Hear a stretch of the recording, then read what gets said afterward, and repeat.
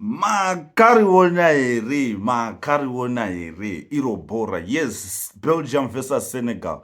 This was the most frustrating or painful match Africans could ever witnessed. But anyway, before we go forward, guys, ndau yanenawo yakanaka zvisingaite, ndau yanenawo inonakidza. Ungava uri kupi Bulawayo, Gweru, Harare, Kwekwe, Kadoma, Victoria Falls, tinosvika kwose tikutengesa matv ekuti muone world cup and premier league iri kuuya very soon.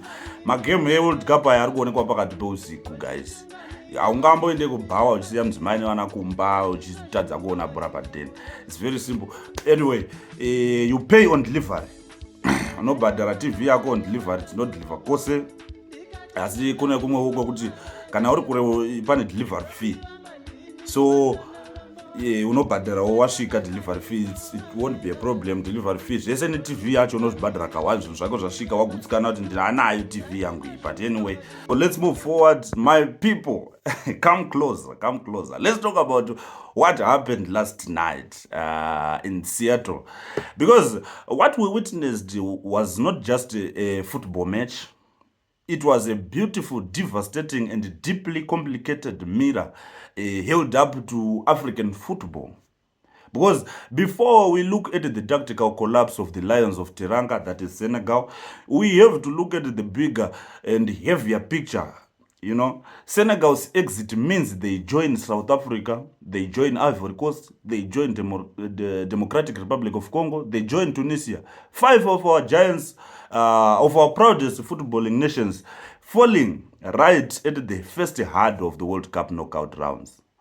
What does this mean about African football? I think it means we are trapped in a frustrating paradox. The talent is undeniable. The technical quality is there.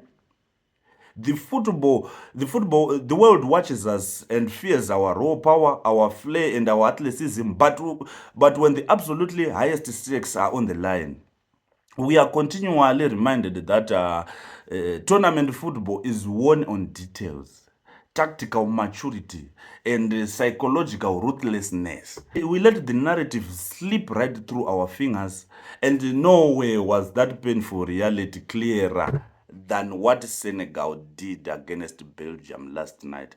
For 85 minutes, guys, Senegal gave a masterclass. They looked like the superior team in every single department, be it defense, mid, or attack.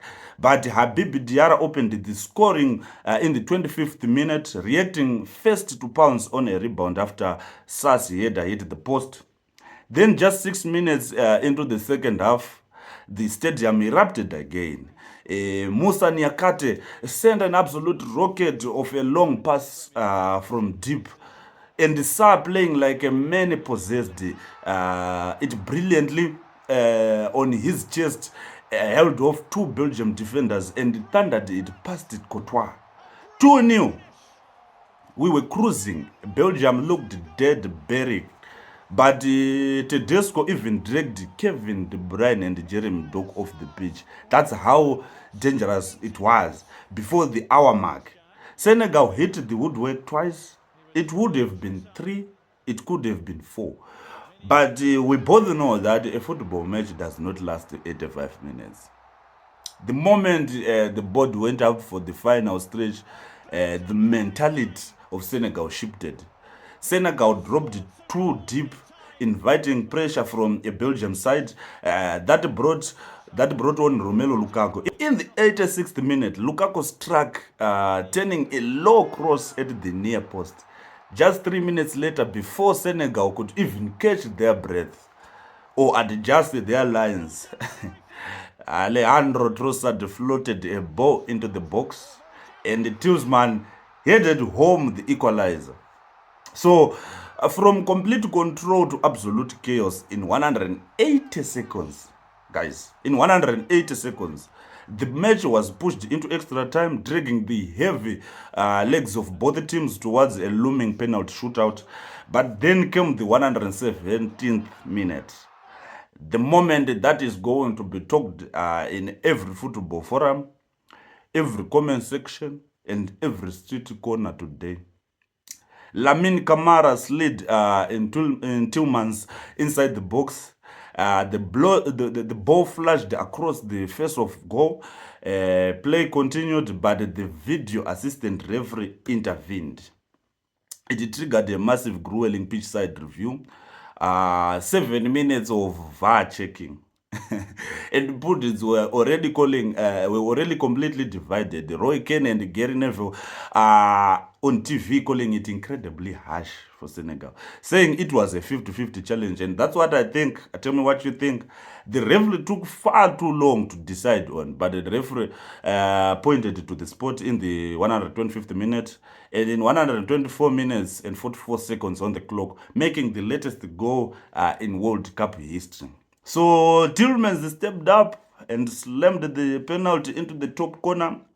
A heartbreak, absolutely devastating.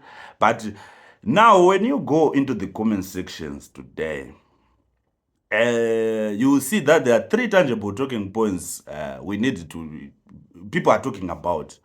First, we look at the tactical management of the final 10 minutes. Why did Senegal completely stop playing their game? When you are 2-0 up against the European giant, do you do you retreat and defend for your life, or do you maintain your press to keep them away from the box? Second, we have to talk about the VAR decision. Was that a penalty, or did the officials rob an African nation of its destiny on a 50-50 challenge? That actually took 7 minutes to justify. And finally, the question all African teams are crashing out so narrowly in the round of 32. What is the missing ingredient? Is it the lack of game management, or is it a psychological barrier that keeps our teams from closing out the biggest matches on earth? The floor is yours. Tell me what you think in the comment section about this. What went wrong with Senegal? We really wanted Senegal to move forward, and we really wanted DRC to move forward, Tunisia, but somehow something happened. So tell me what you think in the comment section about this. I'll see you on the next one. It's getting more interesting. But musingakangamwe ma-TV vabereki. You can share this video or save it. Pauneucha TV wotibata panhamba dziri pascreen idzi totaura. Wala TV yako mnandi mahisense aya uchadeiko nayo quality baba 4K nokutaurira. See you on the next one, gentlemen. Ladies and gentlemen, I'll see you on the next one.